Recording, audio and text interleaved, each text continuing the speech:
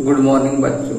आज हम छठे की पुस्तक हिंदी के 8वें अध्याय इतना है भगवान करो शीर्षक कविता को पढ़ेंगे।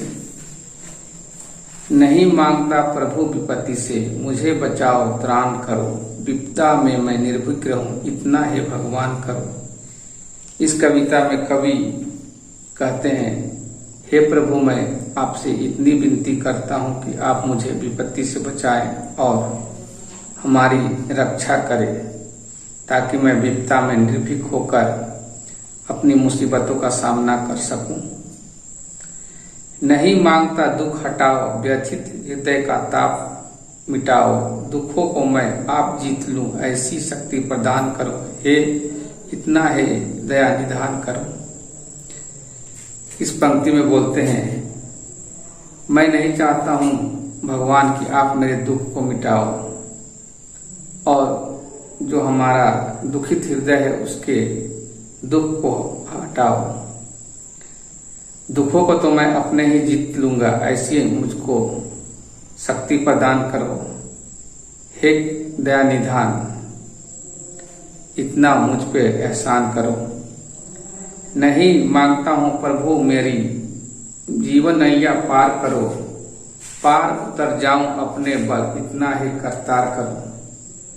हे प्रभु, मैं नहीं चाहता हूं कि आप मुझ पर ज्यादा कृपा दृष्टि दिखाएं, मैं अपने जीवन की नैया को खुद पार लगाना चाहता हूं। मैं अपने खुद के बल पे अपने जीवन की नैया को पार लगाऊंगा, इतना हमारे ऊपर एहसान कीजिए हे करतार। नहीं मांगता हाथ बटाओ, मेरे सिर का बोझ हटाओ, अपना बोझ आप संभालो, ऐसा बल संचार करो, इतना ही करो निधान करो। कवि पुनः कहते हैं, मैं नहीं चाहता हूं प्रभु कि आप मेरे कामों में हाथ बटाओ और मेरे सिर का बोझ को दो करो।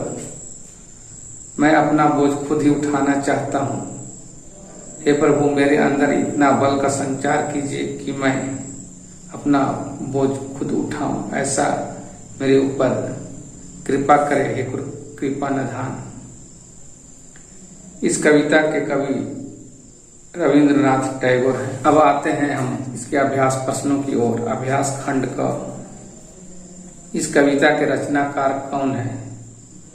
इस प्रश्न का उत्तर हुआ, इस कविता के रचनाकार रविंद्रनाथ टैगोर हैं। कविता में कवि किससे प्रार्थना करते हैं?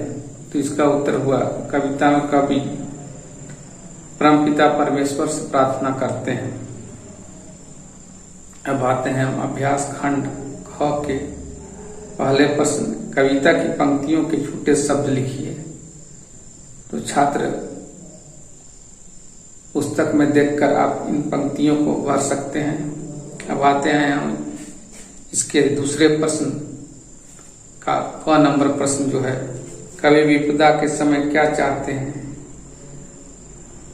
कवि विपदा के समय चाहते हैं कि मुझे ऐसी शक्ति प्रदान करे ताकि मैं निर्भीक बना रहूं।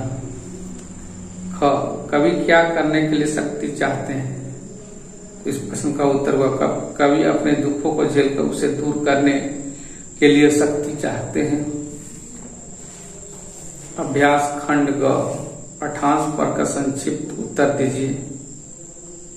नहीं मांगता हाथ बटाओ, मेरे सिर का बोझ हटाओ, मैं अपना बोझ आप संभालूं, ऐसा बल संचार करो, हे इतना है करुणा निधान करो। इस पाठांश के आधार पर जो पहला प्रश्न दिया है, कवि अपना बोझ उठाने के बारे में क्या कहते हैं? इसका उत्तर होता है, कवि अपना बोझ उठाने के लिए बोलते हैं कि ईश्वर की सहायता मुझे नहीं चाहिए, मैं अपनी काम खुद करना चाहता हूँ। दूसरा जो प्रश्न है, कवि स्वयं ही क्या करना चाहते हैं? इसका उत्तर हुआ, कवि स्वयं ही अपना बोझ उठाना चाहते हैं। अब आते हैं अभ्यास खंड घ के प्रश्न की ओर।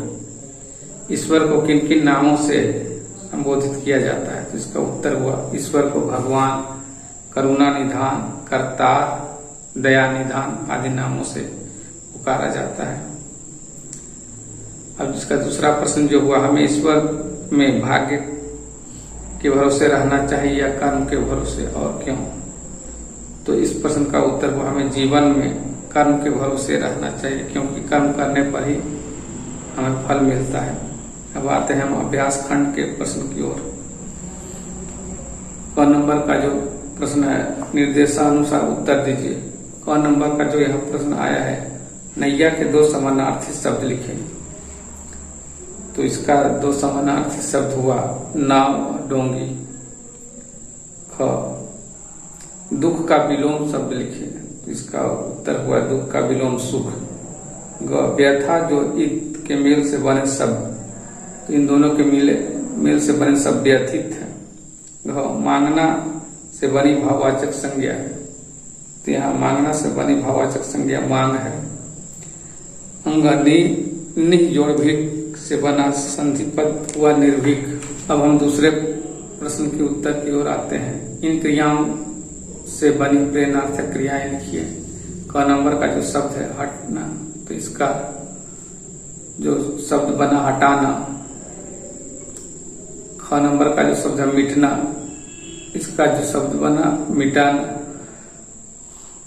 ग नंबर का जो शब्द है बढ़ना, इसका जो शब्द बना है बढ़ाना। घ नंबर का जो शब्द है घटना, इसका जो शब्द बना घटाना। अब हम आगे प्रश्न जो दिया है वाक्य बनाए। क नंबर का जो शब्द है विपत्ति। विपत्ति आने पर राम घबरा गया। ख बोझ, मेरे ऊपर काम का बोझ इतना मत डालो। ग शक्ति, एकता में बड़ी शक्ति होती है। तो बच्चों, आपने देखा कि इस कविता को मेरे द्वारा पढ़ा गया। आपको कुछ अगर पढ़ने में कठिनाई होती है तो इस पाठ को ध्यान से सुने और स्वयं पढ़कर इसका अभ्यास करें। साथ ही साथ इसके अभ्यास प्रश्नों को याद करें। धन्यवाद।